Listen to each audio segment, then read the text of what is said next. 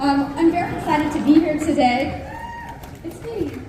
To be with this fantastic group of panelists to talk about 20 years of best comic book ever! So let's get things started because we have a jam-packed panel for you today, and trust me when I say you want to stay till the end. First up, co-creator Robert Kirkman.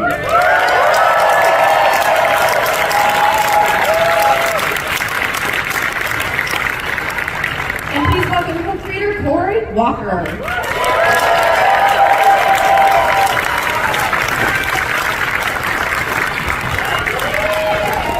And contributing creator Ryan Ottley.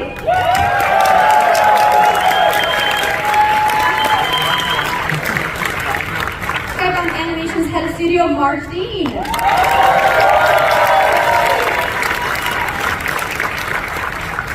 And the creative director of franchise Mike Rogers.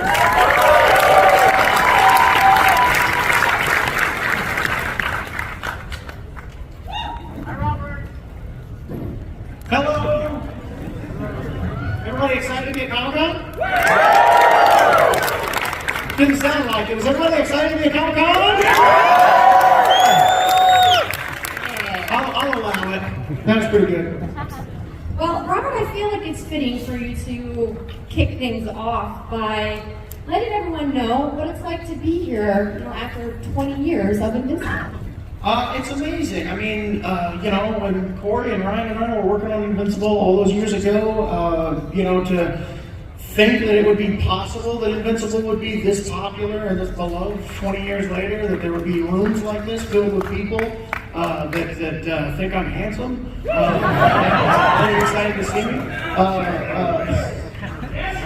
It definitely is. I'll take it.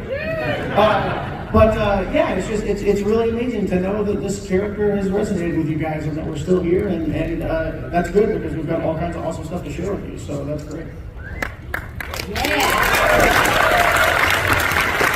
Well, out of all of the issues that you guys created together, I have to imagine that you guys had some favorites, right? Maybe a single favorite that we potentially have queued up to talk about today. I'm going to start with you, Robert, and what your favorite issue of Invincible is. My favorite issue of Invincible, I mean, there's a lot of great ones, but it's weird. My favorite one is 97. And the reason that 97 is my favorite issue is because one of the things that I love about Invincible that we were able to achieve in the comic book medium is wild tonal shifts that are disconcerting. And so if you read Invincible 97, it has the story of Bulletproof and his relationship to his brother, relationship to his parents, and it takes a drastically dark turn, a horrific turn. It is one of the darkest moments in the series, and anyone who is familiar with Invincible knows that it is chock full of dark moments. And then it is just slams right into this moment with the beloved Philip Schaff, kind of commenting on how weird the moment is, and it was just a lot of fun to be able to try and push boundaries and do weird stuff, and this issue is one of the weirdest. Cory, what's it like looking back at 20 years of Invincible? I mean, no pressure to come up with a soundbite or anything. I feel very old. It's wild. I don't know. I'm not as articulate as well. I don't know, all the things Robert said. Hey, you know what? I love a good ditto. What about your favorite issue? I mean, it's hard to have a favorite issue of Invincible, but one that kept coming to me when I asked this question was Invincible 23, the Alan Leigh issue. Spoilers. It was a time where I had been off the book for a while, and so I was just out of the loop enough to not know that this was coming. And I think that the second Robert got the pencil page of Alan gored in space, he emailed it to me to mess with me. And I probably had a few choice words for him. He was very angry, yeah. I remember that. Yeah. But it was nice. It was a cool it was a rare opportunity to experience something in the book, like the same way a fan would. Also, a rare glimpse into how terrible I am as a collaborator. Did it ever come to a point when you guys were working together that one of you made a decision that you just couldn't like hold your tongue on, that you're like, I need to tell you exactly how I feel about this decision that you made?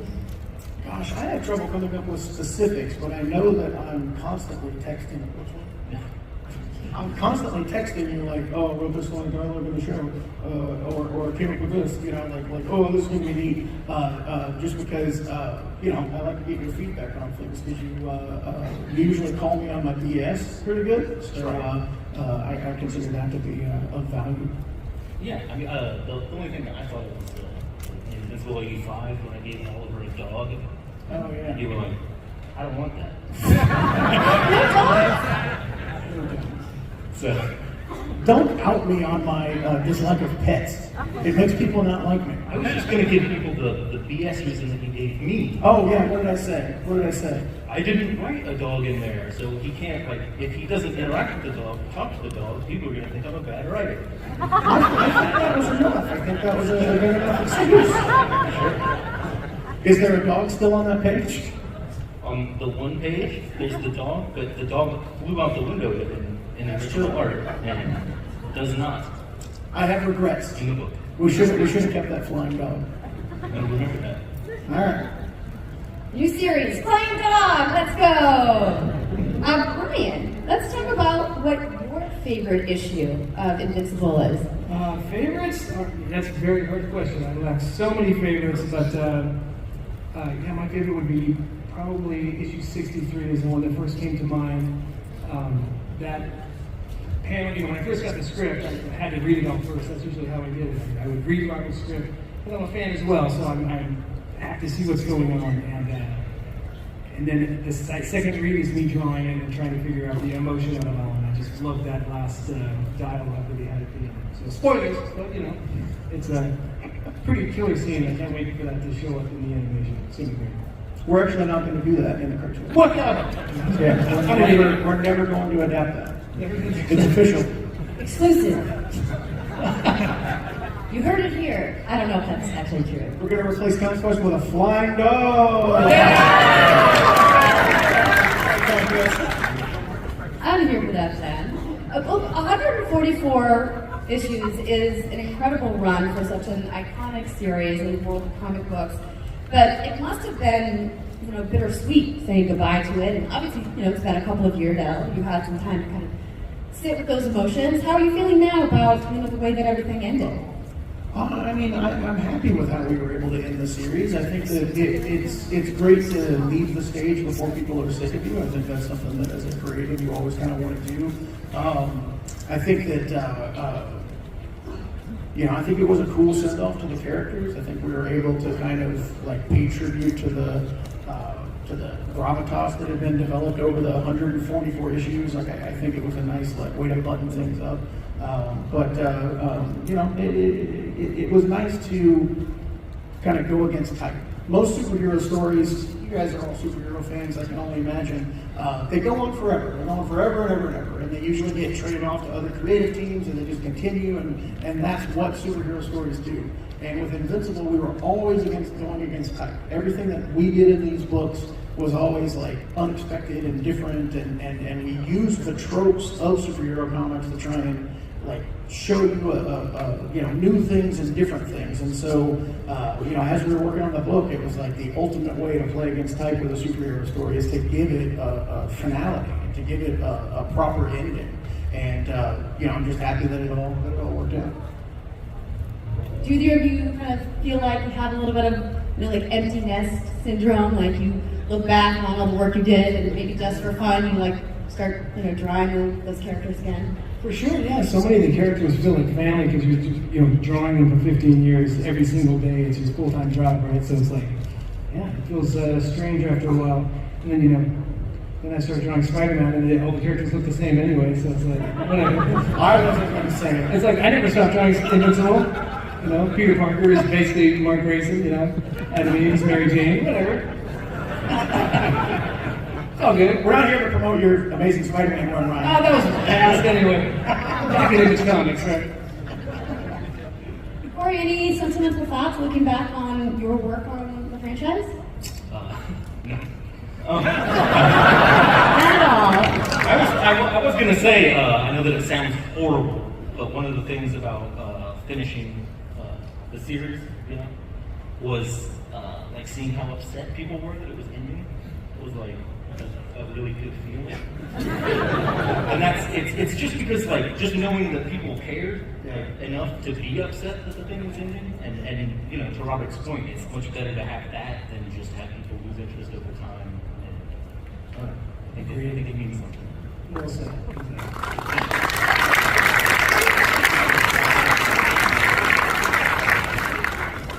Nobody applauded after my answer.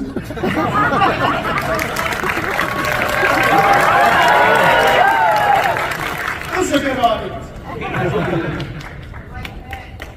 We do like pets. I think we could probably have a whole panel just looking back on the issues and where the past is taking you, but there's also some cool things happening that are a little bit more recent, which would be an excellent time for me to talk about Marge and your role at the company and the cool stuff that you guys are doing with the animation and kind of bringing Invincible to a whole new audience.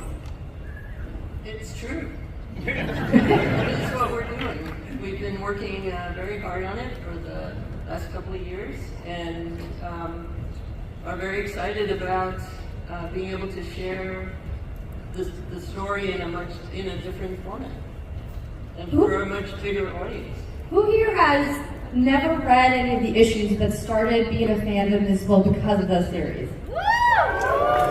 That's a good amount of people. So how many after watching went back and read the series? Yeah, I would like to see. I love that. So Marge, for people who don't know, Marge is a badass. Okay, she's got a lot of really cool projects, and I would just love to know from you, Marge, what it was like kind of stepping into the role at Skybound and kind of getting up to speed on what was happening with everybody in preparation for your work on the animation. Well, it was a big learning curve. I had to meet everybody and understand, what season one was like and what were the goals for the future seasons, and then work and start to put the team together. Working with these guys and figuring out, who are some of the best players that we can bring in to do the show, and that was a big. And develop relationships with Amazon to make sure that they were happy with us and we could continue to move the show forward. So I kept me pretty busy for a good 6 months. Oh, who didn't silence their phone? Who is it? Oh, it was you. Marge, I would love to hear from you about how you worked with the artists who are in such a different format from animation, bringing the art on pages to life and to make it move. Sure. Well, I mean, everything always starts with the script. And so Robert, working with a team of writers led by Simon Racioppa and Helen Leigh, would write the scripts, and then we would turn them over to the team that was led by Dan Duncan and Sean O'Neill to first do the designs. And one of the things to realize is that, one of the decisions that we made early on was that we wanted to do the show traditional hand-drawn. So it was a big, decision because it did require a tremendous amount of work and extra work in doing that. And so the very first step of the process is to start designing all of the assets, which are the characters, the props, the backgrounds, and be able to share with the storyboard artists who would start to do, lay out the story visually. The show, probably the biggest challenge of the show is just that it is massive. I would say it's the biggest show I have ever worked on. I did a little recon with talking with a friend who had another hour-long drama, that adult show that they were producing, and I asked them what was their asset count, and they said per episode. So it's the same length of episode, but their count was about 200 assets per episode. Ours was 400. Yeah. So it was a tremendous amount of work. So then once we get the preliminary, while we're doing the design, we also then do the voice recording with the actors, which was a huge stellar cast, and that was definitely one of the highlights of the production, was being able to sit not in the booth because we did it all virtually, but to be able to listen to the voice records and hear that first coming to life of the scripts. And then the dialogue and the designs are handed off to the directors, the episodic directors, and the supervising director to be able to start doing the animatic. And because there was so much action and the choreography and the fighting of the scenes was so important, that our team in the U.S. Had to work out every single frame. We wanted to make sure that the fight scenes and the actions, the emotive scenes, the acting scenes also, had the character, had the movement that's really important in the show. So this is giving you see this is giving you an idea of the kind of drawing that we did. As is typical in a TV model, we sent the main part of production overseas. We worked with 2 studios in Korea.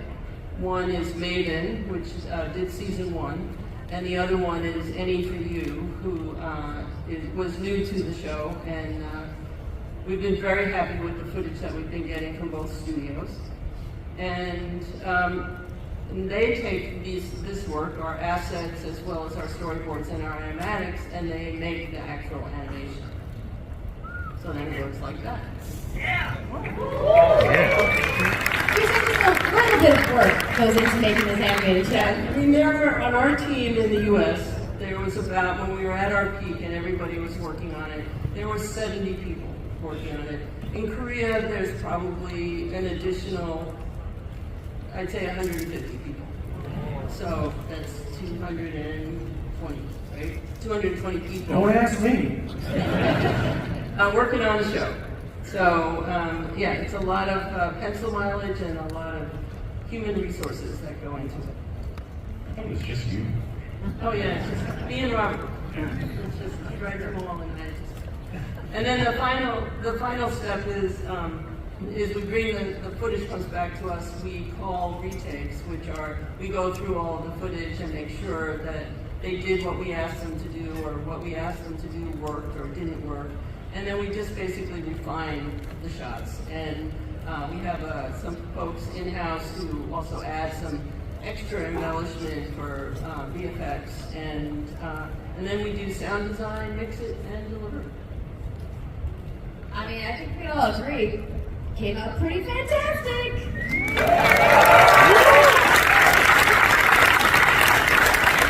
But how did the team feel about the reception to season 1? Were you guys like sitting on the edge of your seats, watching all the reacts videos online, reading all the reviews?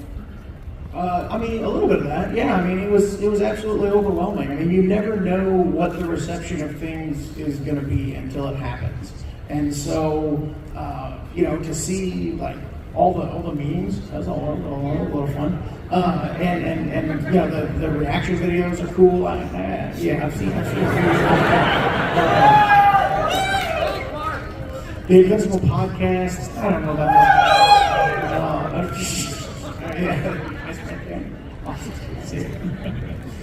that. But yeah, I mean, it's just amazing that like so many people have responded to the show and have really gotten behind it, and it's crazy. Anybody else have thoughts about fan reaction? It was, it seems like assume we all went in with fairly low expectations. Don't want to, hype it up on our brain too much. But yeah, I had no idea it was going to be like this. Yeah, I tend to be negative. Don't say. I didn't have, I don't know. It was a surprise. Hopefully it gave you some warm and fuzzies if you think you're capable of the warm and fuzzies? I guess not. No, it's great. It's exciting. I just wish COVID wasn't a thing. Yeah. Because don't we all? Anyone here a big fan of COVID? I do appreciate that some people booed. Thank you. We're all collectively booing inside of our head. It was definitely a weird time for the show to be debuting, but I don't know. It was good that we were all kind of huddled around our devices and waiting for something when it came around. So yeah. Marge, I'd love to hear from you about how you think that this series in particular was kind of instrumental to kind of shaping the voice of where adult animation is going, because this is a very adult show. Yeah, that's for sure. I think the whole thing about were people surprised or that people were surprised is really important. It's not just you guys who were surprised. I think Amazon was surprised. I think the audience was surprised to see something like, Invincible is really the first successful hour-long animated drama. And up until it came out, no one really believed that one could do that and that it could be successful.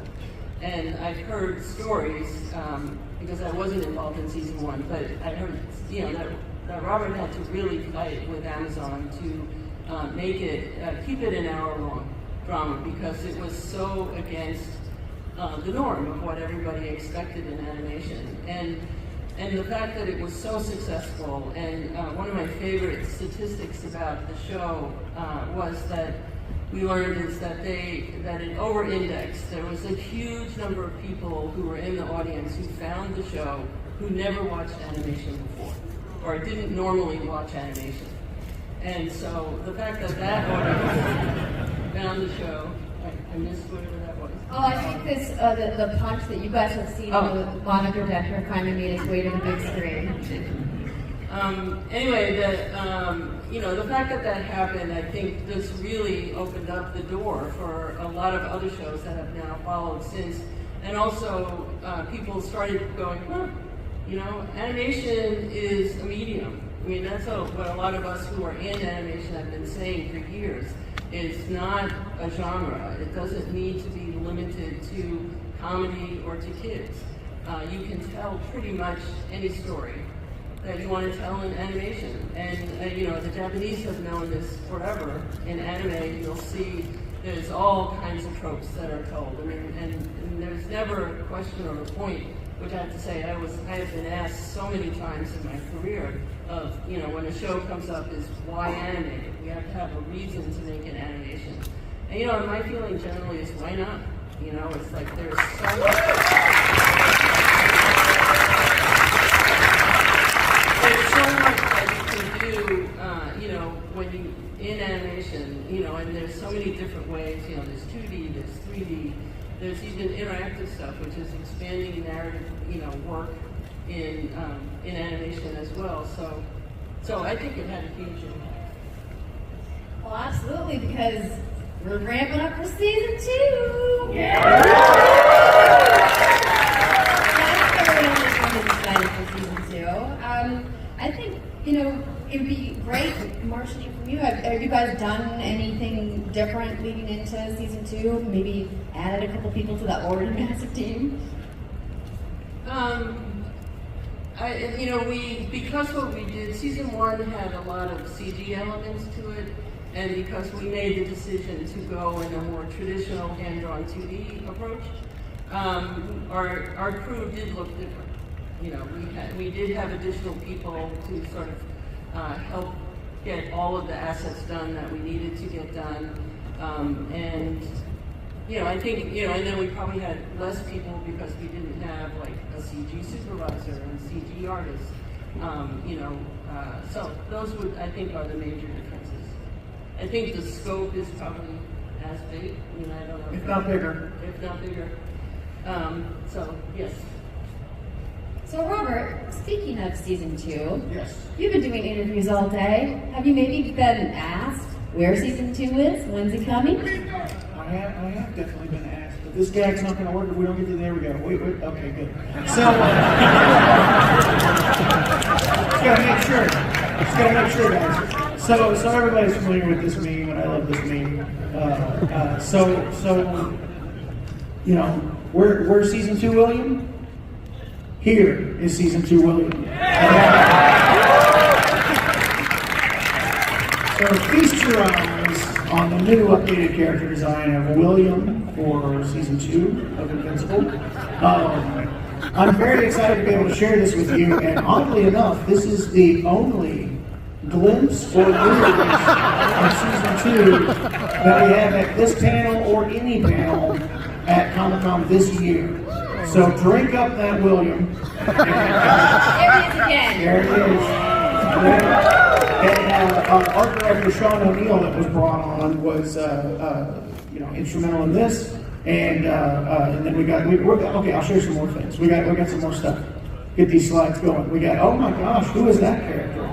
A little bit extra waving. There's an early glimpse of him. And then there's who's played by, I'm not going to tell you. And then we got a little bit more. There's Bulletproof. We're excited about that. We having a good time? Is everybody excited? And we got one more. We got the giant. And then is it on the screen? Can you see the little Invincible for scale? There you go. That's a scale marker. So this guy is quite big. But we're bringing a lot of new villains and new characters into the season, and this is a good glimpse of these fantastic guys. Yeah, new reveal. Very exciting.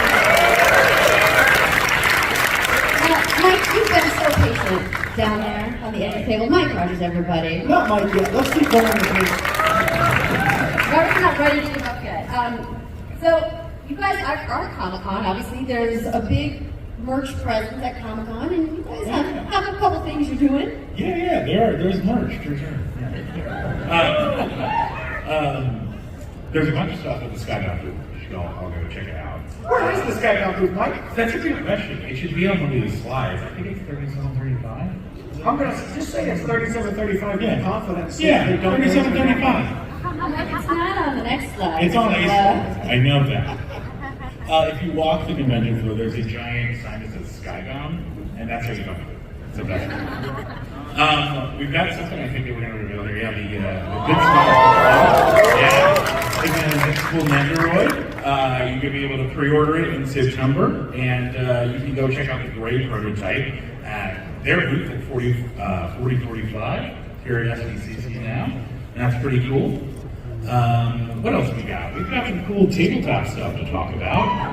Very fun Invincible Escape from Mars game that's going to be coming out, releasing early next year. It's based on the Mars episode, Neil Armstrong, Eat Your Heart Out. It's kind of one of those like social deduction games, so you can play as a superhero, play as an astronaut, or get infected by a second. And the whole idea is, don't bring seconds back to Earth because that would be really bad for everybody.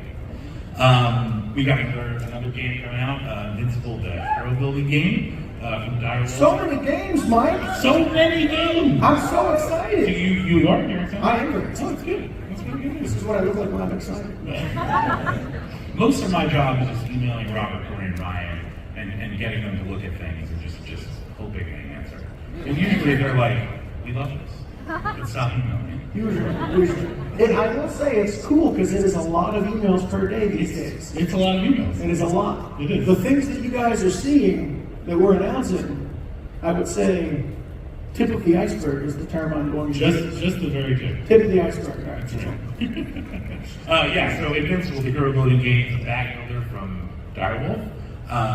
You play as like early Mark and the team. We're going to use their powers together, and it's super fun. You're going to be able to get it next year sometime. And I think we are moving on to some video games. Everybody's clamoring for this stuff.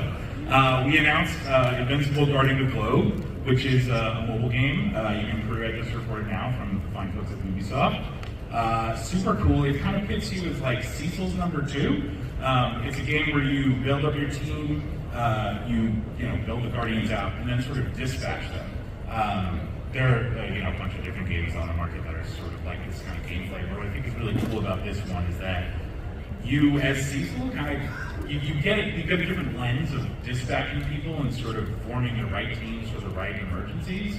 And they figured out this way to have like a bunch of different battles playing all at the same time. So you really do have to figure out like who you want to send where and all that. So you can actually play this at the Skybound booth right now. They've got, well, not right now, you're here, but after this probably. They've got the game with them here, and yeah, pretty cool stuff. I think there's something that we're gonna. An announcement, perhaps? Yeah, like quite a new, brand new thing that we're Did gonna I announce here. conveniently wear a pink top and have red hair? Maybe.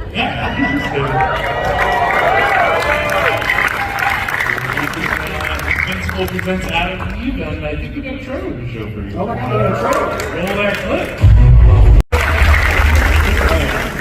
This is what's been keeping me up late at night for like 2 years now. And, I'm really excited that it's finally out in the world. Invincible presents Adam Eve is coming to Steam. It's an amazing sort of visual novel experience, choice-based, that kind of puts you in control of Eve, and you get to sort of decide whose ass she's kicking, who she's dating, what kind of things she wants to do, how she reacts to different situations. And it's a lot of fun. It's been created by a team at Terrible Posture Games. It is a really unique opportunity to not have something set in the canon of the show or the comics, but have it be its own sort of like pocket of the multiverse where you can take your Eve in different directions than she's taken the path she's taken in those 2 games. It's also got some awesome combat. It does. Turn-based combat, different powers that you can get based on the choices that you make. You can go down sort of different paths of how you want to approach situations, and depending on what you do, you get sort of XP. You can take down a couple different branches, and that'll give you different attacks that you can use against familiar enemies, and also some that people from the comics might remember, but fans of the show might not have encountered yet. There's also, I think I talked a little bit about the relationships that you can form. Obviously, Rexplode, a big part of it. And, oh yeah, this is the unfamiliar face that I was referencing before. Some people here might recognize this character from the comic book Invincible. But yeah, I was talking about Rexplode, whether you date him, whether you don't date him, how that works out, how you feel about some of the canon events, duplicating Rex and how you react to that. It's kind of all in your control. And I think it's also really important to say this is our first original game set in the Invincible IP franchise from Skybound Games. So we're all really excited about it. Been working really hard. And I wanted to also highlight some of the team that's making the game. Jill Murray is our creative director. She was co-lead writer on 2 of the Assassin's Creed games, Tomb Raider game. She worked on Boyfriend Dungeon, and then we've also got Ross Gifford, who's the art director of the game, and is leading all the illustration and character design on here. Her work is fantastic. It's been really a pleasure working with both of them. Jill is sort of just captured Eve and Rex especially, just captured their voices really well. And Rossi has just captured the spirit of Eve, and you can check out more of her work on her Instagram at Rossi.Gifford. And between the two of them and the entire team of Terrible Posture Games, they've just been doing a bang-up job, and I think are just, been sitting on the edge of their seats for a long time, waiting for it to be out in the wild. And I can't wait for you guys to play it. I really can't. Yeah, I'll just add that, hold those thoughts. But I'll just add that the character that Mike's teasing is Universo, which is the character that we all loved from the comics, and it was somebody that we thought would be cool in the game, but we're getting an opportunity in this game to actually use a lot of backstory and things that we had in the comics for Universo, but we never actually got around to revealing. So there's going to be aspects to her character that you'll actually learn from this game that you never got from the comics, which is a really cool thing that we're going to be able to use these games to kind of continue to expand out the Invincible world. My favorite email I've ever received from you, Robert, was I was like, what's the deal with like the world guy? What's the universe's backstory? And you were like, you can come up with something. And then there was like 3 spaces, and you said 4, and then 3 more spaces. And the biggest paragraph I've ever seen, where you just like spewed out an amazing backstory that I was like, oh my, we're gonna use that? We're gonna do that? It wasn't that spontaneous. Sometimes I do these emails for show, but that stuff was very planned. Well, you know, I mean, I've been an Invincible fan for much longer than I've been, you know, the creative director on the game side of the franchise. But emails like that are just like, oh my, I can't believe this is happening. I like to tell the story that my dad, also a huge comics fan, bought, you know, weekly comics for us every month and every week. And Invincible was the first one that he made me buy with my own money. Teach me As if I didn't already feel old at this 20th anniversary panel, you piece of crap. Yeah. Robert Sitting Kirkman in after class. Well, That's a touching story, and I'm sorry I ruined it. Didn't mean to cut you off there. I do want to let everyone know we are going to begin some Q&A in just a couple of minutes. So if you would like to head to the microphone, you can do so now while Mike tells us about this cool little thing you guys are doing. Oh yeah, we're doing Invincible Cover Clash. It's you can go to the website right now, sign up. It's gonna be something that's coming later in the future, and you can sign up and pick your favorite covers. Gonna get a chance to win some awesome prizes. You're not gonna want to miss it. It's very cool. Cover-clash.com, or you can scan this giant QR code that's on the screen up there now. And then I think it's time to hear from, good Lord, a lot of people lining up.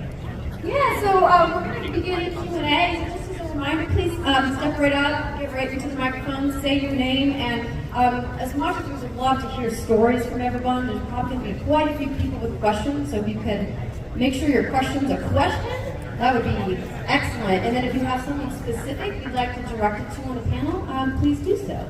So, you are first. Make it good. Hello, my name is Dante, and I have a question for Skybound Animation. So be it Marge, I believe? Is the teaser that revealed the date of the second season indicative of the show's final animation in any way? Unless it was a one-off, in-house, promotional short. I'm sorry, you have to ask the question again. Is the teaser that revealed the date of the second season indicate any, sense of the show's final style in the second season? What teaser that revealed the date of the second season? This is not, there's no date of the second season yet. Well, not the That's date. not until the next panel. I mean, you already got to see Maybe, it. You don't maybe really not. want to get up, right?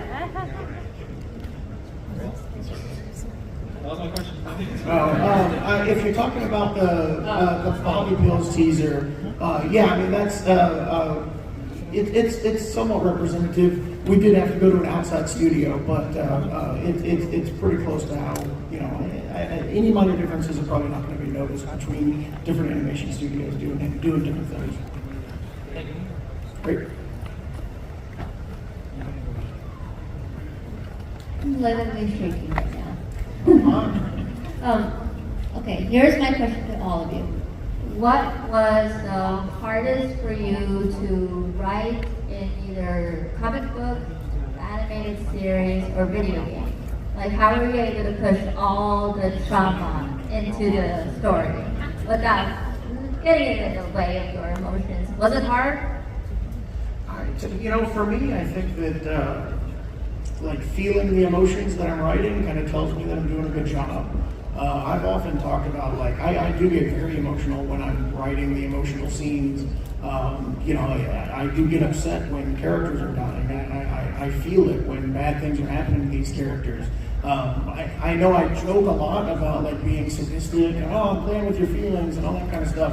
That's just a cover for how much of a big softie I am because I'm insecure. But no, I mean I think that I know Ryan has talked about you listen to music when you're doing fight scenes because it pumps your energy up and you're just like moving in almost like you're like getting yourself pumped for a fight itself. So we all do little tricks to try and make sure that we can, funnel our emotions into the things that we're doing, because I think that that's what, like when you have an authenticity, like when you're actually bringing a real emotion into a story, I think it just makes it more effective.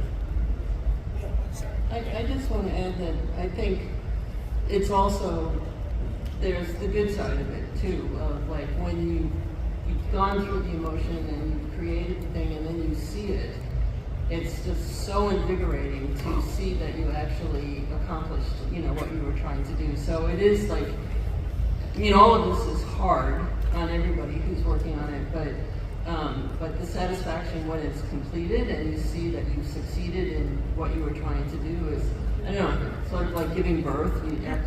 You forget after you have this wonderful baby that you're taking care of. Yeah, I pace a lot whenever I'm doing creative work, and when I finally get to see something, I really it kind of explodes. I'm like screaming, yay, and things like that. Especially with the Adam and Eve game. I mean, Jill's writing has really made me just fall in love with Eve and Rex's toxic, crazy relationships. It's just so good. Thanks so much. Thank you, everybody. Thank you. Hi, everyone. My name's Alexis. My question is specifically for Robert, Cory, and Ryan. I know that Invincible ended and you guys are really happy with the ending, but is there a chance that you guys would ever come back to the characters and maybe do like a one-shot comic just to check in with the characters and see what they're up to? I mean, there's definitely a chance. I mean, it's I like the finality of the ending, but it is a world that I miss, and I want you guys to talk about this too. But I feel like I'm getting my fix to experience that world through the show sometimes, but sometimes I do think about the comics, and I do think about how much fun we were having, and it does make me think maybe it'd be fun to do some more. So there's definitely nothing planned, but I could see us revisiting some form of the Invincible universe at some point in the future. We probably should. Let's do it. So you're saying there's a chance. Insert gift here. Thank you for your question. Hello, I'm Louis from Corona, California, and I would like to ask each and every one of you, what were some of your favorite changes from going from the graphic novel to the show, and if you're feeling a little bit spicy, what were some of your least favorite things going from the graphic novel to the show?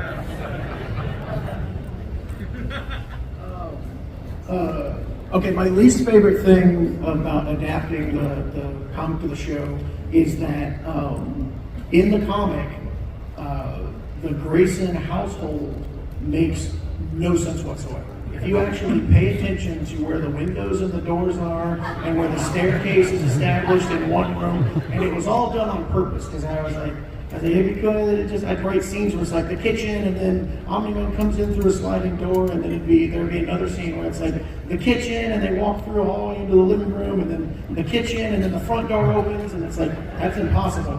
And I'd be like, I don't care, just draw it, it's gonna be fun. And I love that there's this weird MC Escher house that just doesn't make any sense whatsoever. Go through the comic, look at all the panels, it's fantastic.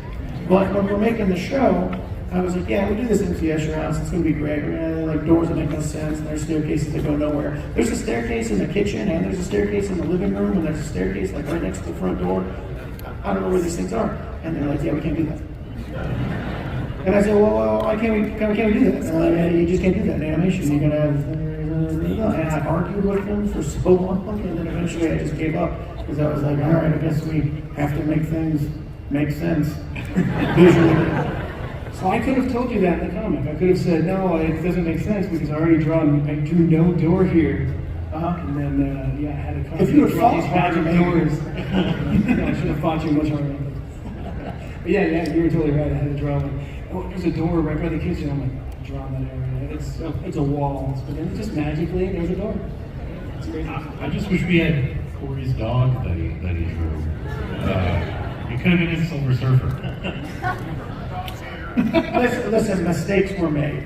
The best part, and this happens sometimes if you buy the Ultimate collections, there's commentary from all three of us about like various cover designs and character designs, and we talk about it. And there are multiple times where there's like multiple sketches for a cover, and I'll go pick the wrong one. This one was cooler. Thank you for your question. This is just for everyone. I was wondering if your favorite character from the comic is the same in the animated series, and if it differs, why? The Beast. Same. There's no difference. It's not different for me. Who is it?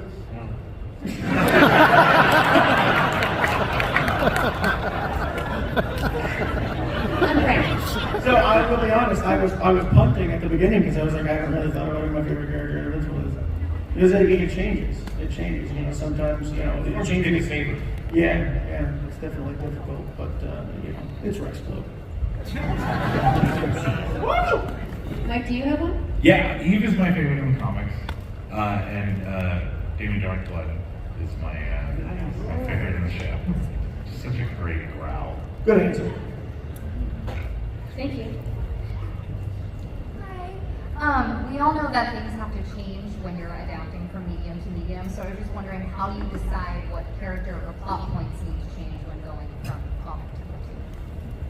I mean, it's a really organic process. There are different reasons to adapt things and change things, from scene to scene.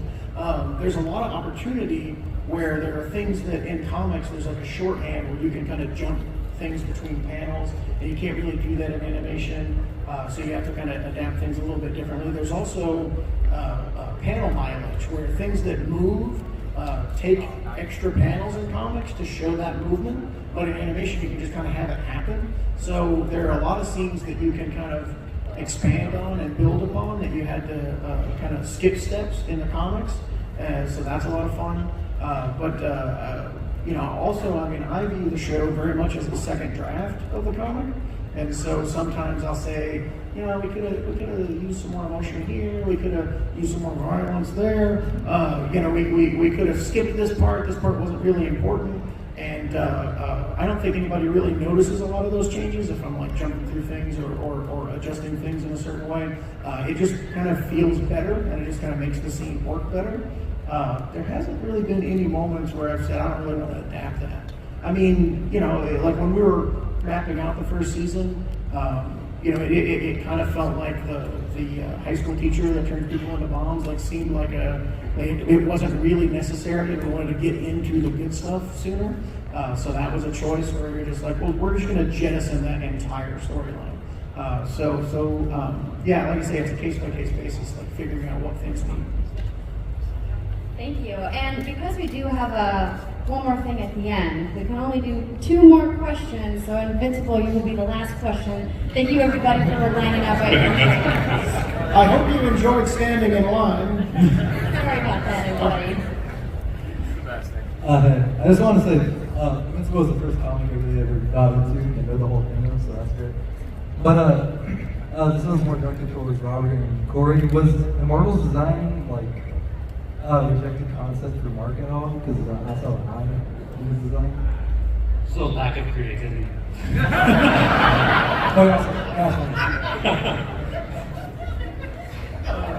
Just brutally honest. Thank you. All right. Immortal's design is one of the best character designs in the comic, and I was like, I would like it to vaguely seem New Gods-ish, and Cory was like, yeah, cool, I'll just do this like completely original, crazy thing. And there's an eye hidden there, but there's so much complexity to that costume.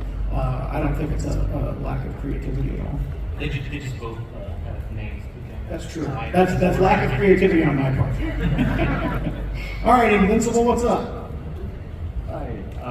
So I know we're pretty close to season 2, but I'm a little spoiled. So I want to know if there's any updates for the live action version, which is going to eventually come out one day.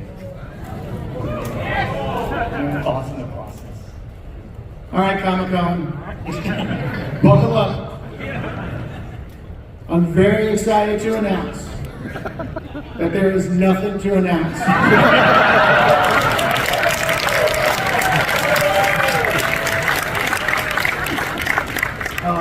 Yeah. Is that an exclusive? Stand by. Yeah, no, sorry. Still very much in development, but nothing else to say. But, you know, season 2 of Invincible, very soon. And because I have my own microphone, I just want to sneak in a question. If you guys were in the room, you may have noticed that there was a Mortal Kombat panel just before this one. I'm a hard MK fan. I've been playing since I was a kid when I probably shouldn't have been playing in the cabinet days. MK2 is one of my faves. So Robert, I need to know, one of my mains, who is Scorpion and Kitana, for my 2. Scorpion versus Omni-Man, who would win? Oh, that's a good one. Look, I think that you can't count Scorpion out. I know that Omni-Man seems like he's a super powerful alien with all kinds of strength and stuff, but you know, Scorpion, undead monster. That guy's got a lot of fight in him. But I think, honestly, if I had to pick, I'm going to go with Omni-Man. I think Omni-Man definitely trashes Scorpion in an absolutely horrendous way. But you know what? I think I want a second opinion. So let's bring out Mortal Kombat co-creator Ed Boon.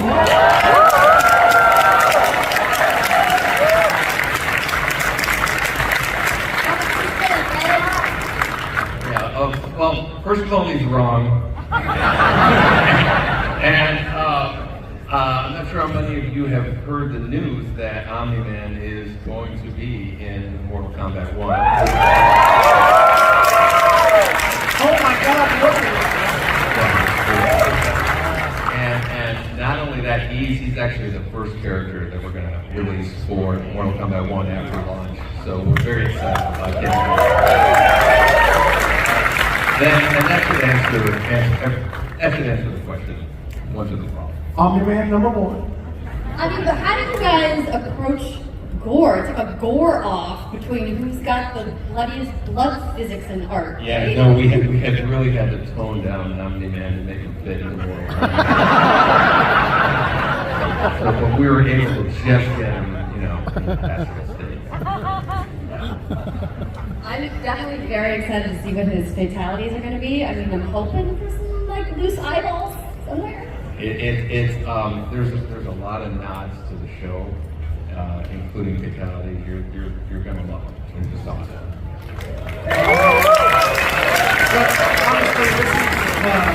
This is a dream come true for all of us. We are all huge fans of Mortal Kombat since the very first game. Because, you know, like the 20th anniversary would indicate, we are not young people. And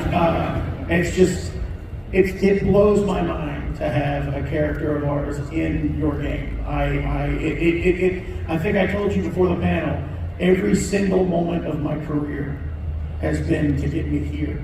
And I could die a happy man just having anything to do with Mortal Kombat. This is so awesome.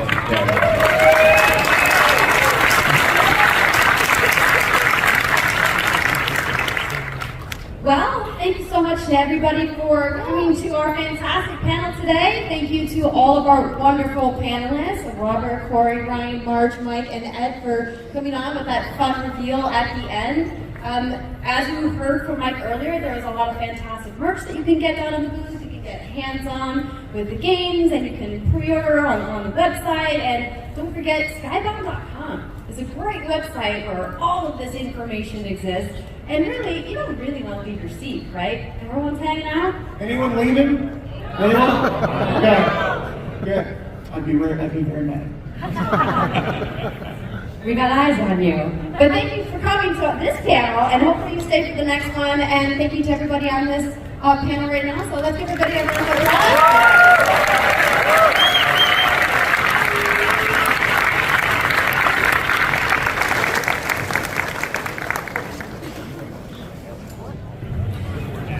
Stage, Editor-in-Chief of Collider, Steve Weintraub.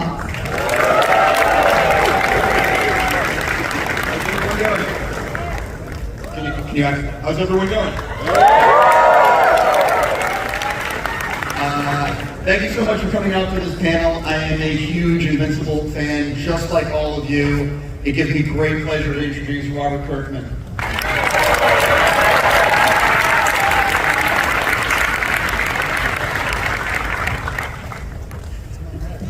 Are we situated? Are we good? Guys, I am so excited to be here. There's so much cool stuff about to happen. Buckle up. It's amazing what people don't realize is, like, I can see a little bit, but you're basically in a little bubble up here. Yeah, no, I can see a little bit of heads. Yeah, no, there's some light now. But yeah, it just feels like an intimate conversation between my buddy Steven and I. Sure. So listen, man, the long wait to season 2 is finally coming to a close. Yes, it is. So I'm going to start with the most important question. Why the F has it taken so long for us to get season 2? Because I love messing with the audience. The transition from season 1 to season 2 happened in the pandemic, which, complicates everything. And so it was really like, a lot of times it was like trying to figure out how you can make animation with the new rules of making things and the way productions work and everything. But also, this is an extremely complicated show.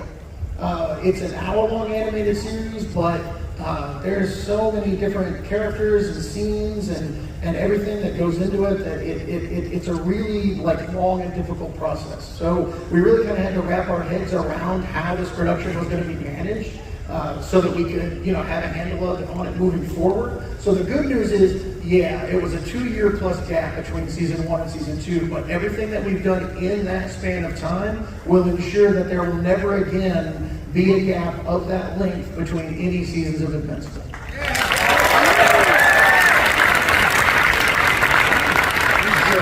We all know season 2 is close, and I know you're also working on season 3. So what can you actually... I cannot wait until everyone's like, when's season 3? When's season 3? When is season 3? But I am curious, talk a little bit about what's going on behind the scenes in terms of where you're at with season 2, where you're at with season 3, like with the pipeline, and just you want specifics? I ain't giving them to you. Exactly.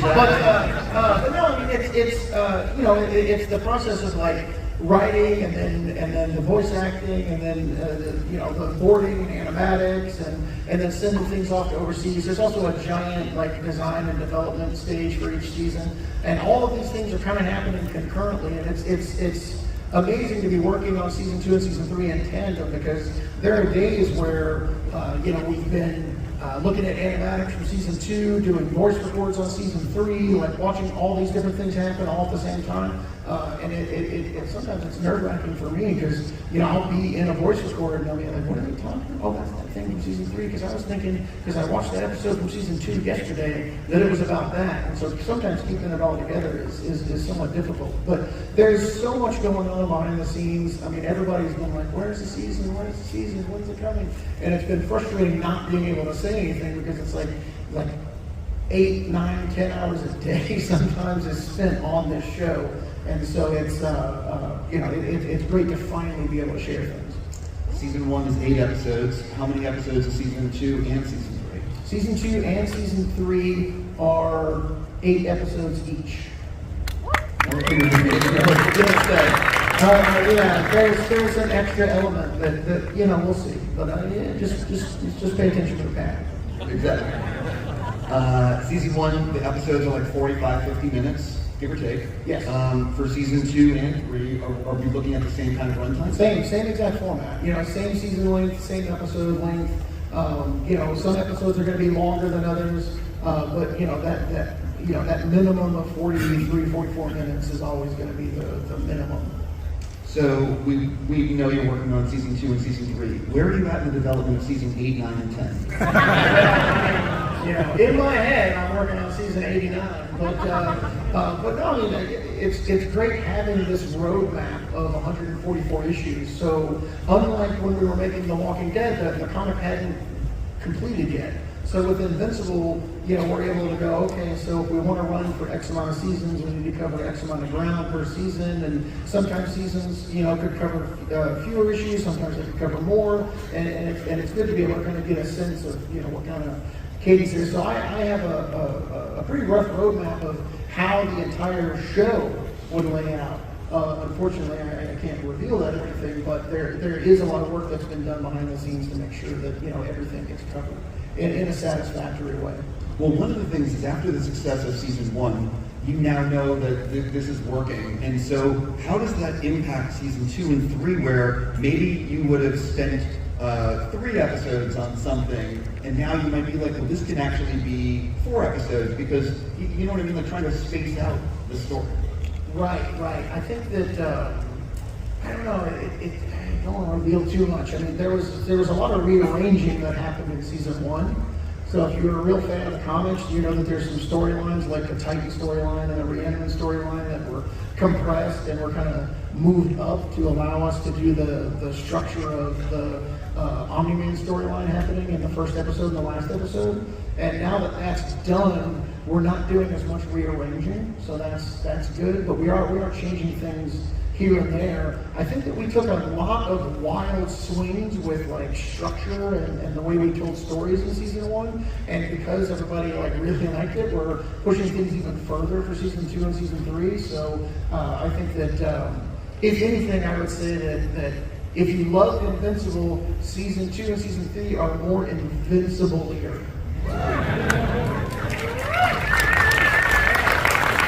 So, the season 1 Rotten Tomatoes, I believe, got a 98%, and the audience score is a 92%. I remember it being 110%, but maybe that's wrong.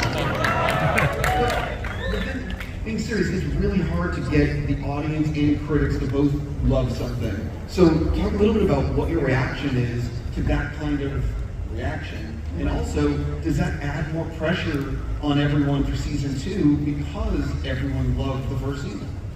I mean, it definitely, it's a little bit of pressure. It's also a little bit of reassurance, you know? It's like, okay, like, you were in a vacuum not knowing if it would land. You know, we make these shows, there's so many people that work so hard on the show, and then you don't know how people are going to react to it. And so to have such a positive reaction, it's almost, the challenge is to not let that distract you from what it is that got you there in the first place. So you kind of have to, like, ignore the fact that people, you know, are loving it so much, and just kind of get back to, okay, we got to stay the course.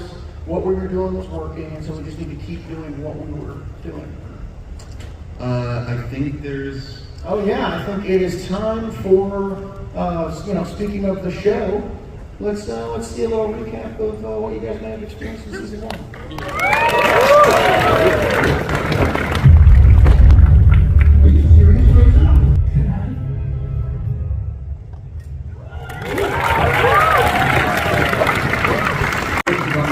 Season of any show is that you learn the infrastructure of making the show, you learn just how to make it. So what did you take away from the making of season 1 that you've applied to season 2 and 3 to maybe make it better?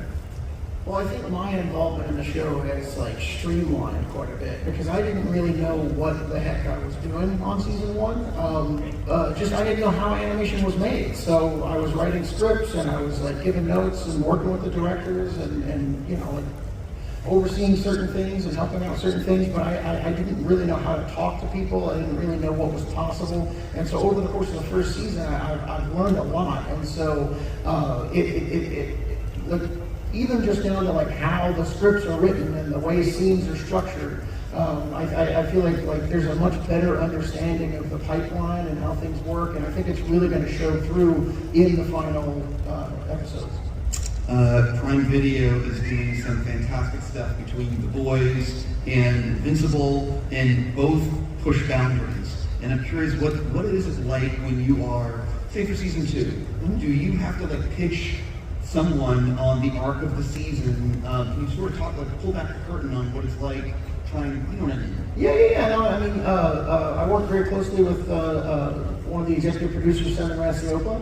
And he and I developed like the structure of the seasons together, and you know, we you know, show things to Amazon, and you know, okay, this is how this is going to go, and you know, tell them like different structures and things, and they've been really. I mean, I think the reason that platform, Prime Video, has such innovative, cool, and crazy things is there's cool people behind it.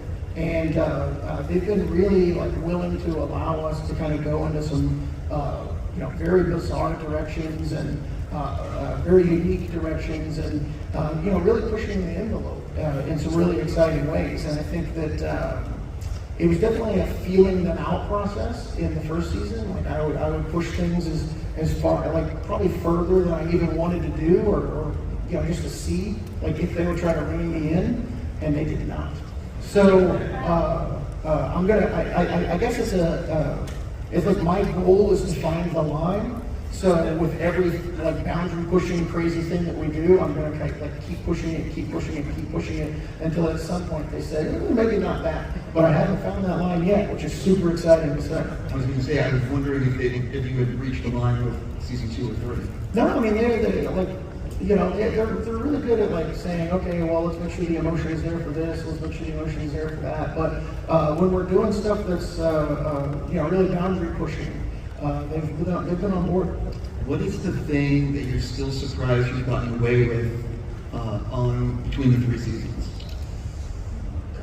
I mean, I'm really partial to War Woman vomiting blood down her own back. Is that Comic-Con friendly? Can I say that? It's just it's tiny little moments like that where it's like, ugh, that's not okay. And to be able to see that come to life in animation, like it's really cool. What is like say what is the length of time from when you are writing to getting it on the air? Like what's the bottleneck in terms of like say you worked on a script today and you needed to get it on the air as soon as possible? Is it a year? Is it a year and a half? Like what is that frame, like time frame? Oh, I think it's 2 years. I think it's roughly 2 years. Like from if I were to sit down and start a script sitting in this chair right now, it would not be out for 2 years. Like it's a long process doing animation, and it's not like there's one step in that process that takes significantly more time than the other, or like, oh, if we could just fix this one area. It's just like every single thing like moves at its own pace, and you have to make sure that you do things the right way, and so it just kind of compounds because there's so many different departments and so many different people like working to bring this thing together. Everyone in this room is a fan of Invincible. What do you think would, I swear, what do you think would surprise everyone in this room to learn about the making of Invincible? Oh my gosh, I mean, I wish I had a better answer for this question. I certainly saw these ahead of time, but yeah. But no, I think that, I mean, everyone that makes this show loves the show as much as you guys do. I think that's really important to know because, it's a really time-consuming job in all places, and there's just so much love and dedication and care that goes into this show. And I just think it's really great, for the audience to know that, like, as much of a fan of Invincible that you are, everyone making this show is just as much of a fan. I'm sure you read reviews and tweets and what people are saying online. So is there, and listen, some of the stuff that gets said is really terrible, but some of it can actually... That's my favorite stuff. But some of it can be constructive criticism. And I'm curious if you've read anything that you said, that's a really good point, we need to apply that to season 2 or season 3. Yeah, I mean, I think that a lot of times I look for like reassurance from the audience. It's hard to pinpoint like one single thing that's actually been incorporated because a lot of times we're so far ahead of the audience production-wise that by the time we're getting that feedback, it's kind of difficult to incorporate it. But to like gauge the reaction to certain things, it oftentimes tells us we're on the right road, if that makes sense. So it's like it'll tell us, okay, you're on the right path. So we know to keep going ahead or pivot if we're not on the right path. So it's hard to find a specific thing, but just knowing what the audience is liking and isn't liking is very valuable. I think everyone in this room wants to finally talk about season 2. So what can you tell people? I think I'm going to give you guys some information now.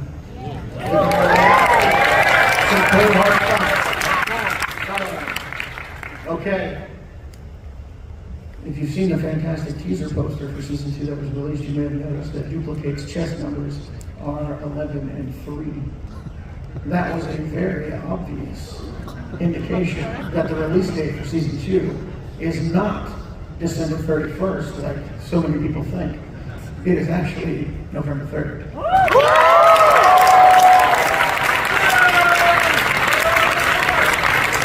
So, On November 3rd, we will be debuting the first episode of season 2. And only the first episode of season 2. I am a firm, don't you dare grumble. I am a firm believer that the weekly cadence of television is community building. It gives you the time. It gives you the time to digest the show. It gives you the time to talk to your friends. Oh my God, did you see that? Oh my God, I can't wait till next week. It gives you that time to anticipate the next episode, to think about the next episode. And I think that streaming the entire season at once has lost that. And so I'm very excited. Weekly episodes, and we're going to debut the first four episodes of season 2, starting on 11/3, and do it weekly. And then we're taking a very short break, and then we're going to be coming back with the second half of season 2 in early 2024. And I know that sometimes these breaks are not necessarily the most exciting thing in the world, but when you see what we're doing for season 2, when you watch episode 4 of season 2, you are going to need to take that holiday break, to spend Christmas with your family, to hold each other close and comfort them, to feel that warmth of their touch and know that everything is going to be okay, and prepare you for what's coming in the rest of season 2. So we're all very excited, and I'm curious.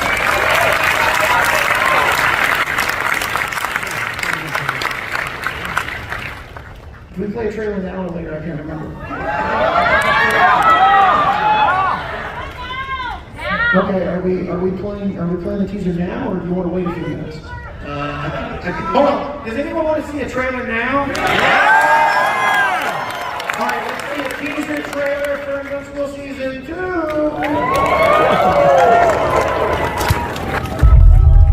For some of you, it probably seemed like this day would never come. Maybe you're even wondering if you're ready for this.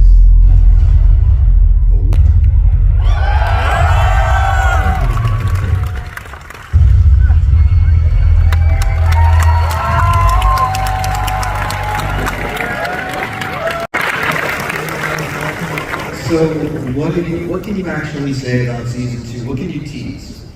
I think we saw a little bit of Midnight City. I was very excited about that. I don't want to spoil too much. We are doing Ancient Leading. I'm very excited about that. That's a story that, it's a real evolution in the story of Invincible. It's him kind of taking charge. It's him, becoming more adult. It's him, Omni-Man is not there to train him anymore. Omni-Man is not there to help him. And so in season 2, we're kind of moving into a period of Invincible kind of finding his own way. And that kind of collides with what Ancient Levy's trying to do. And there's so much packed into season 2 that I wish I could talk about. So Ancient Levy is a huge through line that will carry you through season 2, but there's so much other stuff that happens along the way.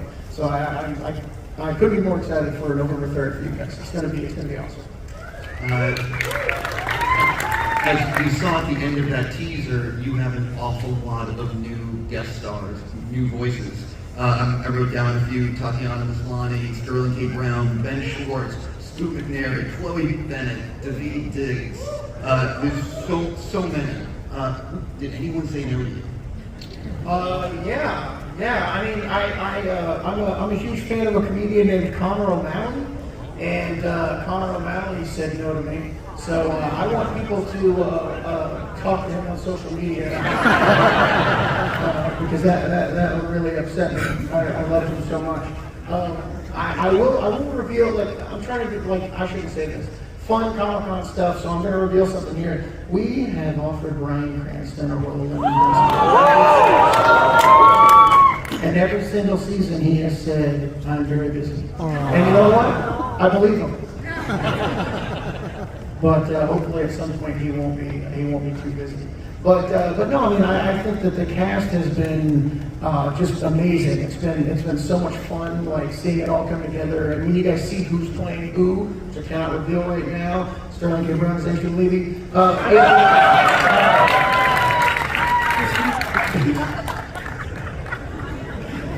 I can feel the Prime Video people over here. That was not supposed to be said. We're having fun, but it's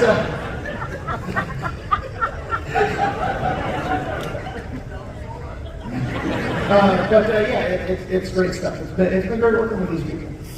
That was thrown off by that. So I know I was too. I know you are a huge Transformers, especially Generation 1 fan. So what was it like getting Peter Cullen, the voice of Optimus Prime, to be a part of Invincible? I need a thunderous applause for Peter Cullen.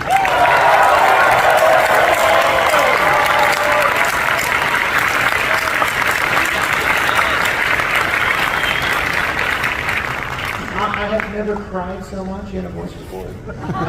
It's just like to hear just every sound coming out of his mouth was just like, oh my God. It was so amazing, and it's crazy because all of our voice recording is done over Zoom now because of COVID, and there are just restrictions to how many people can be like in a confined space, and you have to record in confined spaces, and so it's just like me at home on my laptop, like looking at Peter Cullen like in a Zoom window, just like I'm so glad my camera's off so I can't see the look on my. I'm just like. But and he's spectacular. He's just an absolute pro. Brings so much to the role I mean, you guys might be able to guess. But yeah, it's been so great working with him. It's just a tremendous honor and just a huge. I mean, this year I got Omni-Man in Mortal Kombat, and I got to work with Peter Cullen. Like what? That's not fair. It's crazy. Crazy. Like I said, I know you're a huge Transformers fan. Which a curveball. Which Optimus Prime figure that you own in an emergency would you say?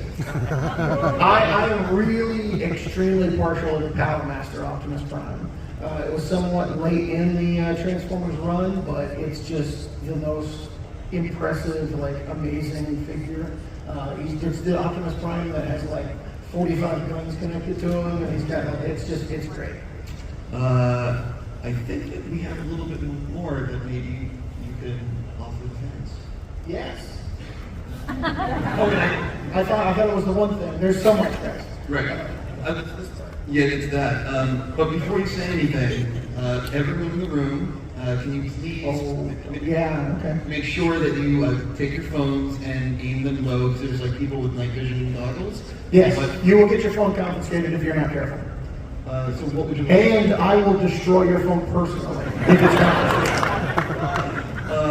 So yeah, I think we're gonna play a clip. We're gonna play a clip from season 2.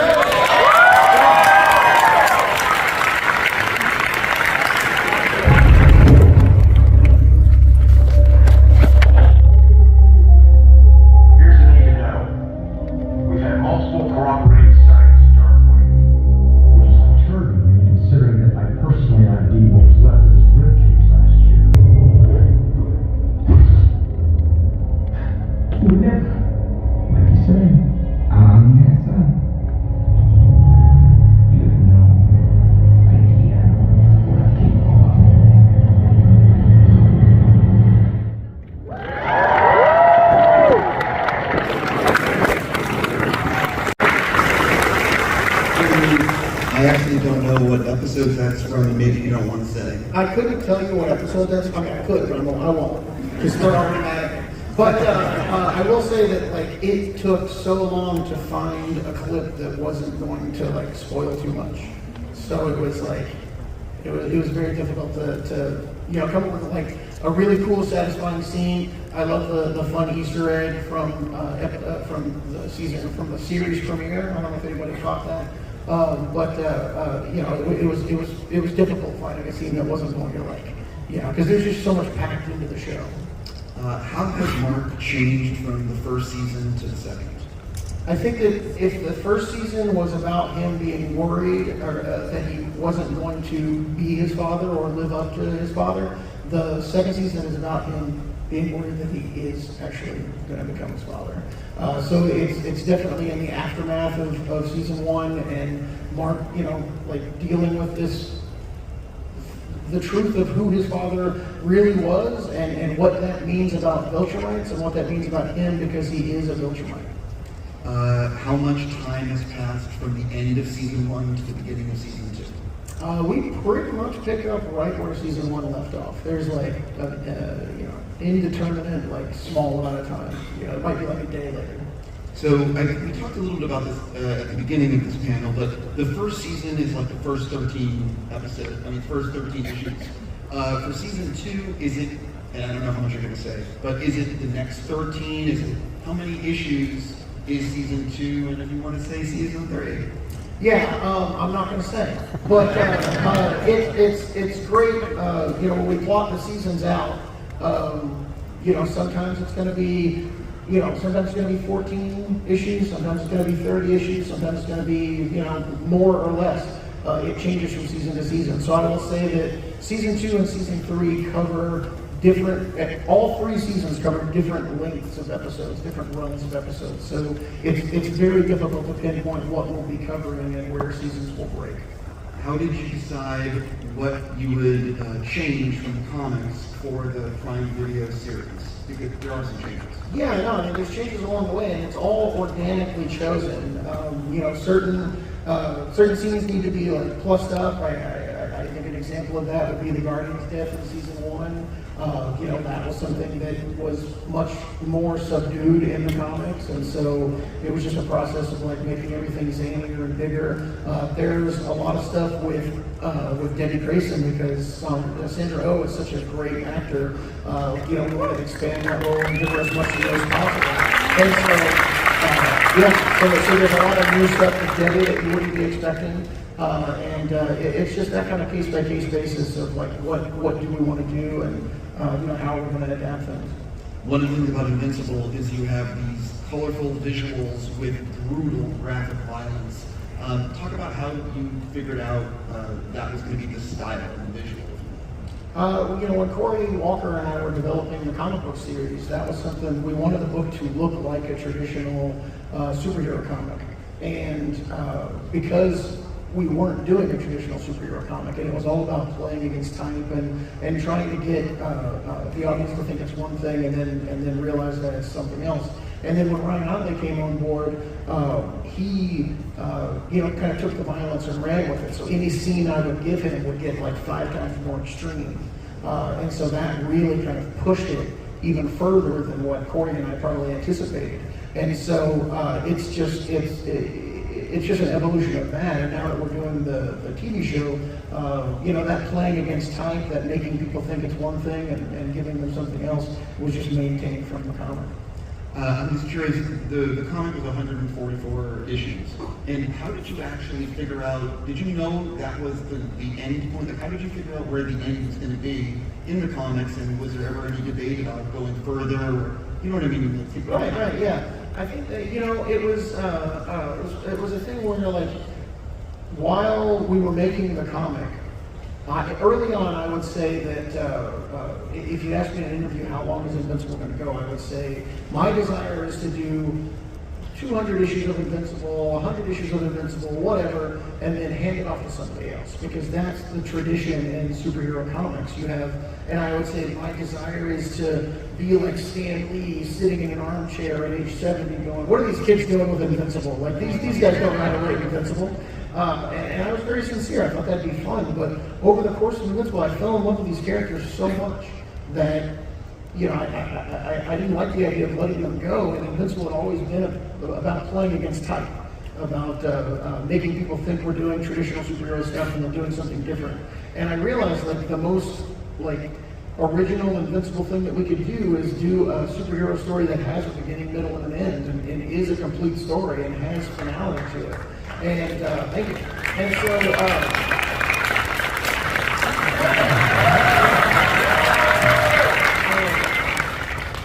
And so it was just, working with Ryan and working with Cory and just bringing it to a satisfying conclusion. And I still miss it to this day, and I love those characters. And it's one of the reasons I'm so involved in the show, is because we ended the comic almost right when we started working on the show. And so I haven't really had a break, because I love Invincible, and I still, want to be like living in this world and working with these characters. And so, as soon as the show ends, we'll bring the comic back. What I love is that the fans in this room have no idea what's coming next. Oh, I know. Isn't it cool? No, I just mean they're about to get very excited. I know, right? It's so cool. So, oh, that's right. I just didn't know what my lead-in was. So, guys, November 3rd. Isn't it far away? Yeah! So far away. Wouldn't you like something sooner? Yeah! Would you like a special Adam Eve episode? Would you like a special Adam Eve episode that debuts on Prime Video today? Yeah!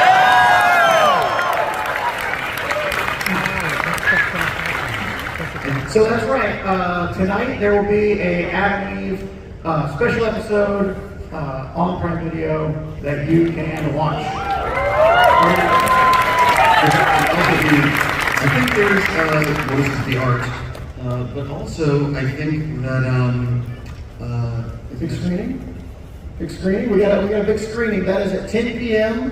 in Ballroom 6A, baby. So if you saw on the program, there is a Not an Invincible Season 2 screening in Ballroom 6A at 10 p.m. tonight. That screening is not a Season 2 screening, it is an Adam Eve special episode screening. So if you want to, I'll introduce this episode. We'll all be together, we'll watch the episode, it's going to be great. And it's also available on the platform for everyone to watch. Also, I think the people that go to the screening, there's a special poster and collectible pin for those. But I'll be honest, it's all well and good that it's screening tonight and people at home can watch it, but I think the people in the room should probably see some footage from it now. I think we might have to play another teaser trailer.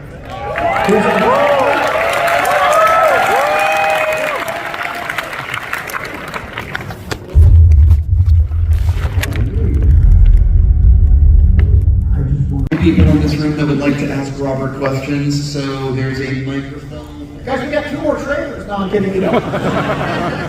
So if you'd like to ask any questions, if you want to line up, while people are lining up, I actually am curious, because it takes so long, so you've been working on Adam Eve for 2 years? It was the first thing that we did, moving into season 2, that was the first thing that we did, because we were trying to get that in the pipeline as quickly as possible so that we could air it before season 2. So yeah.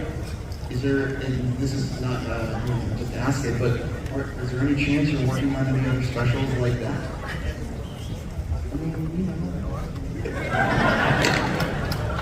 I have to try. Anyway, I would love to open it up for the audience. Okay. I think we have to have the mic on. Oh.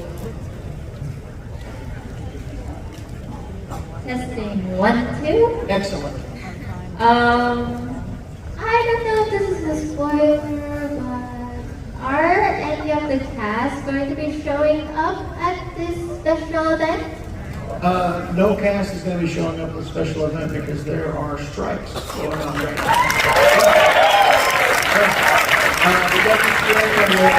That's happening right now. It's an inflection point in entertainment where the move to streaming and the way that our business is evolving is very quickly changing the way that writers and actors are compensated. And it's they're striking because this is possibly the last opportunity to maintain the way of life that writers and actors have experienced.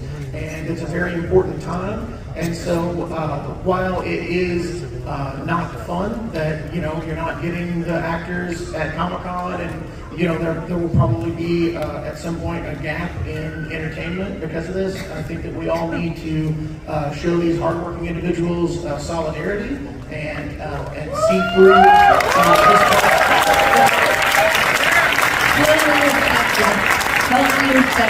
Yeah, because like literally everything that we love is at stake. So yeah. But I'm gonna bring out Steven Yeun!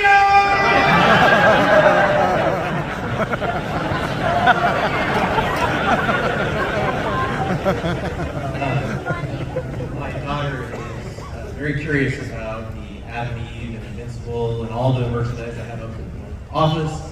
But I can't really share too much about those characters with someone her age. Tara would now be the same age as my kid. Would there be any chance for a younger audience with the expansion of like the Adam Eve game or anything like that for a younger audience to be introduced into the Invincible universe? I think you're just gonna have that kid grow up sooner. So let's just show her this stuff. What age are we talking? She turns 9 next year. That's perfectly fine. Come on, what are you talking about?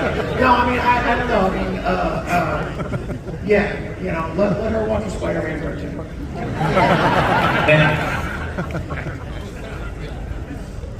It was a terrible answer. I'm so sorry. One of the characters in Invincible, who would you talk to? I'm sorry. If you could talk to one of the characters in Invincible, who would you talk to? Oh, if I could talk to one of the characters from Invincible, who would I talk to? Oh my gosh, Robot would be so helpful because he's smart, and I am not. So that would be good. I don't know. I mean, I think Rexplode would be entertaining, but yeah, I don't know. I would try to talk to all of them. That would be a lot of fun. But definitely Robot. Thank you. Thank you. Hi, Robert. One of my favorite changes from the graphic novel into the show was the music. Did you have any involvement with the selection of the music for each of the characters? I will say the music in the comic stuff. It was a bad choice. It was a bad choice. Yeah, I mean, I don't know. I'll be completely honest. I lean on Zach and Racioppa for the music because I have, I don't know. It's like I have like maybe not great taste in music, and I worry that I will hurt the show, and because I have a very limited array of music that I listen to. I don't know why. And so Simon is much more well versed, and he works with the music directors and all that, and music supervisor to pull all that together. And so if a song bugs me or something, I do have like a final moment where I can be like, I don't like that. But Simon is very much in charge of that and does a great job.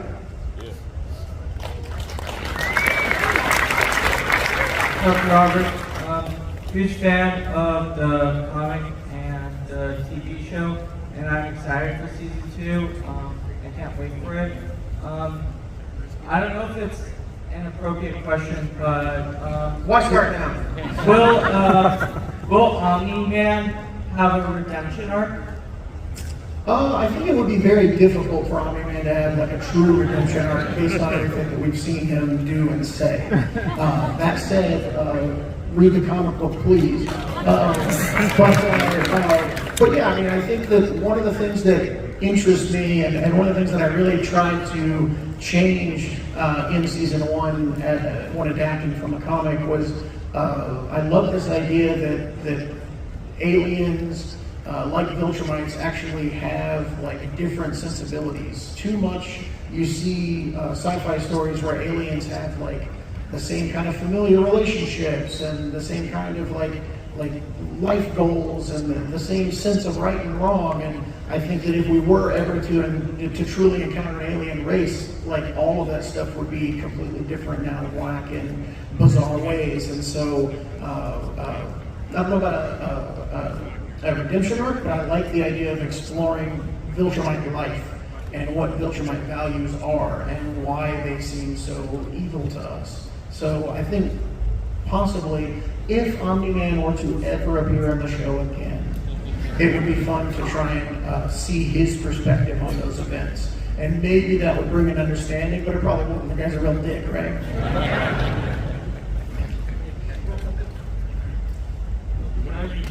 When I read Batman comics, I tend to hear Kevin Conroy's voice in my head. And now that I've seen the Invincible show, and I read it, I hear Steven Yeun's voice in my head. I'm just curious, when you were writing it, whose voice did you hear in your head? I'm fortunate in that I don't hear anyone's voice when I'm like, oh, no, that's not, I mean, I'm not saying that he's hearing the voices, but no, like, I don't know why, but there's like a neutral voice in my head when I'm writing, and I don't have like different human voices. I don't know if I don't have access to that, but then once a character is cast, all I hear is that actor. Which is very strange. So like when I was working on Walking Dead, I'd be writing Rick Grimes here and Andrew Lincoln, and then I'd be writing a character that hadn't been cast in the show yet, and it would just be like this dull, boring voice that like lives in my head, and it was very frustrating. Like, oh, I don't have this depth that I get from this other thing. But it is insane how quickly when you cast an actor and they come in and inhabit that role, that they just take over. It's like, okay, Robert's brain, anything you thought about this character, gone. Cecil sounds like Walton Goggins. He has that inflection. That's the way he speaks, and it's a pretty cool process. Thank you. Thank you. So glad to be a part of this short Q&A here, Sarah. One question that I've had on my mind, and I think a lot of the fans have been thinking this since season 1. Will we ever hear Alan the Alien do Seth Rogen's signature laugh? There's not a lot to laugh about in his scenes. Yeah. I mean, you probably will. I'm trying to rack my brain to think if he does it in season 2 or 3. But I'm going to say maybe. Maybe. I will say we were in the recording booth for season 1. And we were like, can we just get like a laugh, just so we have it, just in case we like have him laughing at any point in the show. And Seth said, you would have to make me laugh for that, because he was like, I can't just spontaneously like do the signature Seth Rogen laugh. Like I actually like. And he goes, trust me, I've been on productions where they try to get me to do it, and I'm telling you, I just can't do it. And so he's like, you're just gonna have to like spontaneously like be funny and make me laugh. And I was like, not it, can't do it. Like I'm not gonna like make Seth Rogen laugh. He's a genius. So I don't think we got it that day. So we'll see if there's like a genuine laugh that comes about in the recording process that makes it into the show. But I don't think it's happened thus far. But the man is more than a laugh. Well, hopefully that's not something bad. We're still alive? Everybody okay? That seems like some kind of fire thing, but I think we're okay. Well, I'll certainly be watching with great interest. Certainly be watching with great interest. Thank you, sir. Oh, thank you. Thank you so much.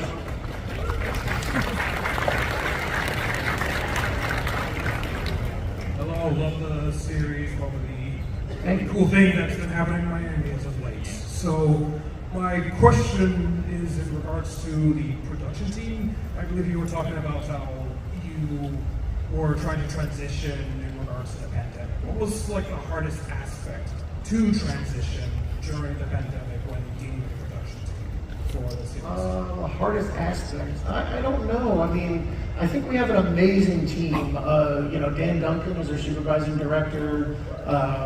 Sean O'Neill is our art director and lead character designer.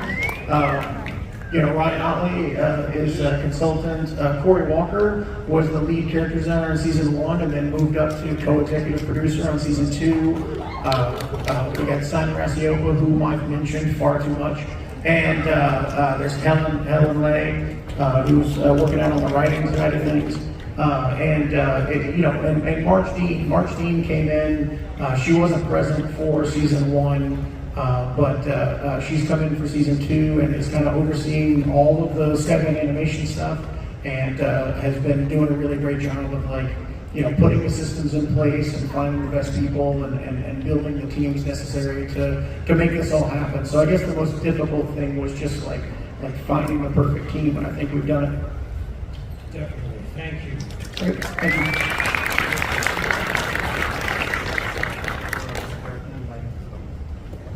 Hello, Mr. Griffin. My name is CJ. I've been a fan of Invincible since a teenager, read the entire series, and my question is... I'll soon be dust. My question is, what is your favorite change from the comic to the show? So I mean, I think it was really important to diversify the cast, and so if I'm completely honest, the most important change was solidifying the Grayson's ethnicity, because it was somewhat ambiguous in the comics, and also like updating characters like Amber and things like that. I think that you know, as a white kid growing up, you know, I had you know, the Terminator, and I had Rambo, and I had Die Hard, and I had like all these different characters to like see myself in. And you know, it's easy to not like recognize that there's you know, tons of diversity in our entire society, and for far too many years there's just a complete lack of representation. And so I think that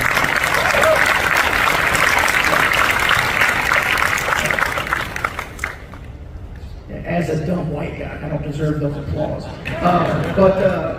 But I think that you know, just being able to have a Korean kid be able to watch Invincible and see himself on screen, and see himself in Steven Yeun's performance, and just know that like you're a welcomed member of the community, and that you know you're an important part of society. You know, that you know, you can't downplay the importance of that. So that's probably the biggest change that we did.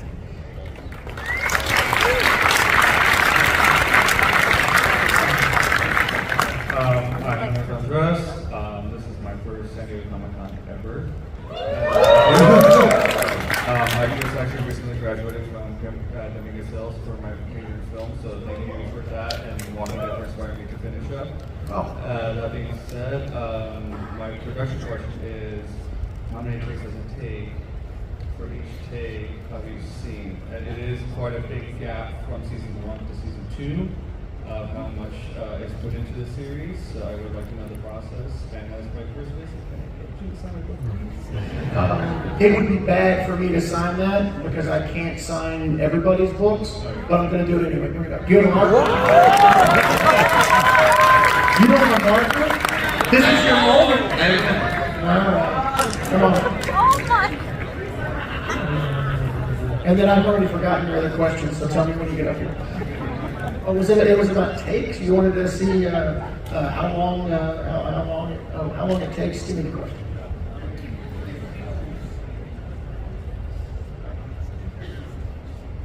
Oh, well, I mean, it's different with different actors. I think that I'm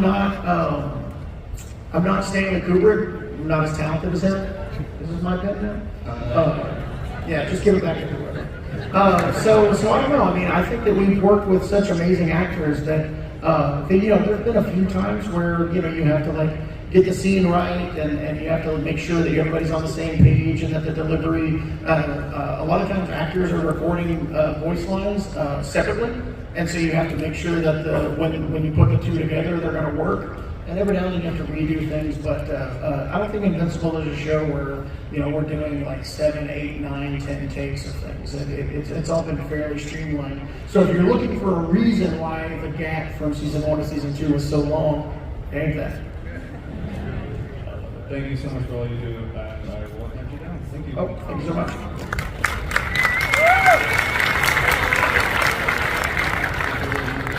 Maybe we done. Is that it? No, got nothing? We have 2 more minutes. Do you have another question? Oh, here we go. Hi, I just wanted to ask a question about the multiverse, because Invincible, they were saying that I was going to have to deal with this in the next season. So my main question to you is, with all the comic book movies and TV shows dealing with that, what's Invincible's take, what have you taken from those, and how are you going to make it, I guess, Invincible? Yeah. I mean, there's a lot of stuff going on with multiverses. Almost every superhero movie has some aspect of it. The Fantastic Into the Spider-Verse is probably the best among them, doing the greatest stuff with it.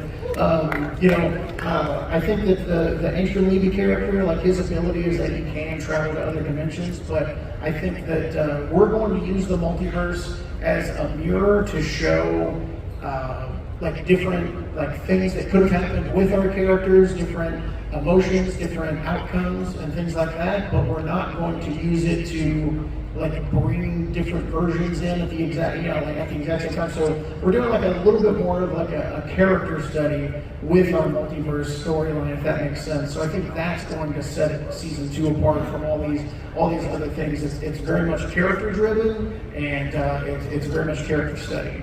I think the secret to getting information out of you about season 2 is just keep you on stage. Yeah. Too much. I think this is going to be our last question. Okay, hi, my name is Ryan Ottley from Virginia, and my question is, if you were given the chance to do a full-length theatrical film of the animated Invincible movie, would you take the chance to do it? I think that we have the live-action movie still in development, but I think that I love the episodic nature.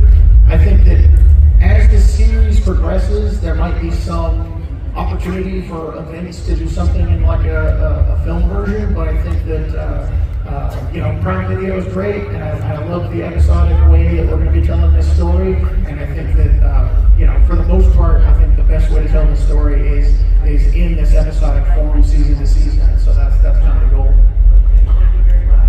Awesome, thank you so much, everybody. Oh my God, this is the greatest. Thank you so much. Ladies and gentlemen, Robert Kirkman. November 3rd.